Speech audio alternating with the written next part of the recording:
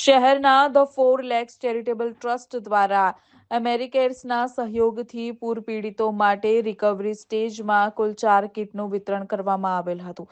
કીટમાં વિવિધ સામગ્રી જેવી કે સોલપુરી ચાદર, મેટ્રેસ, તાડપત્રી, water jug, toothpaste, razor, sanitary pad, water purification tablet સહિત વિવિધ વસ્તુઓ હતી. કુલ 300થી વધુ લાભાર્થીઓને કીટનું વિતરણ કરવામાં આવ્યું હતું.